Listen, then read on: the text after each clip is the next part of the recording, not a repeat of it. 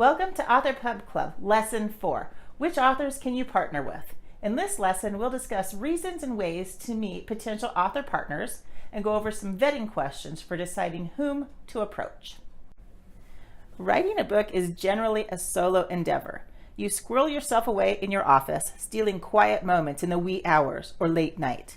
Or perhaps you jaunt over to the local indie coffee house so you can surround yourself with comfortable white noise. Nevertheless, the writing part is pretty much up to you, unless you have a writing partner, which I don't necessarily recommend. Marketing, on the other hand, requires a team if it's really going to gain steam and be effective.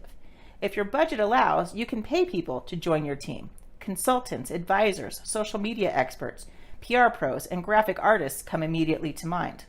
Not every author has a budget to allow for such a substantial crew, at least at first.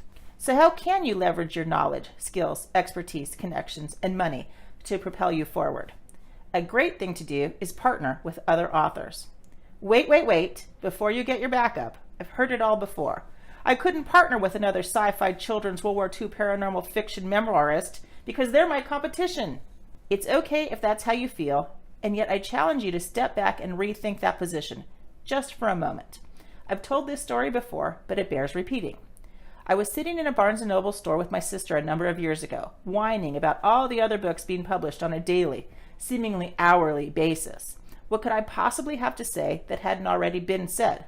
Why would anyone even want to read my book? She looked me straight in the eye and said, "Even if there are 100 other books like yours, the people who need to hear that message from you will find your book.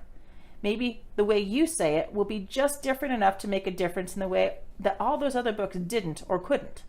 That comment has stayed with me for nearly 20 years. Also, think about the last screen a customer sees after completing a purchase on Amazon. The last person who bought this also bought, with a list of other things that person bought. When the item's a book, it's usually a short list of other books just like the one they just bought. The point is that people very seldom buy just one book on a particular topic or in a specific genre. If they're romance readers, they may buy one or two a week.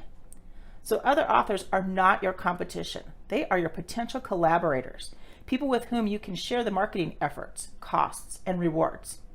So let's get busy. Who are the other authors you know who might have a similar audience? People with whom it would make sense to partner to sell books. Maybe you don't know any other authors. In that case, I'd highly recommend you get busy on social media, joining Facebook and LinkedIn groups for authors who write in your genre. Search Twitter and Instagram bios for people who describe themselves as authors. Scour Meetup for author groups in your area. Head to your local bookseller and see if they offer classes for writers and aspiring authors. Sign up for a class at your local community college. You'll meet other people in the same boat and maybe learn a thing or two. Attend a writer's conference or workshop. Join an organization, even if your membership is virtual, that supports authors in your genre. Budget and plan to attend a decent-sized book fair or festival.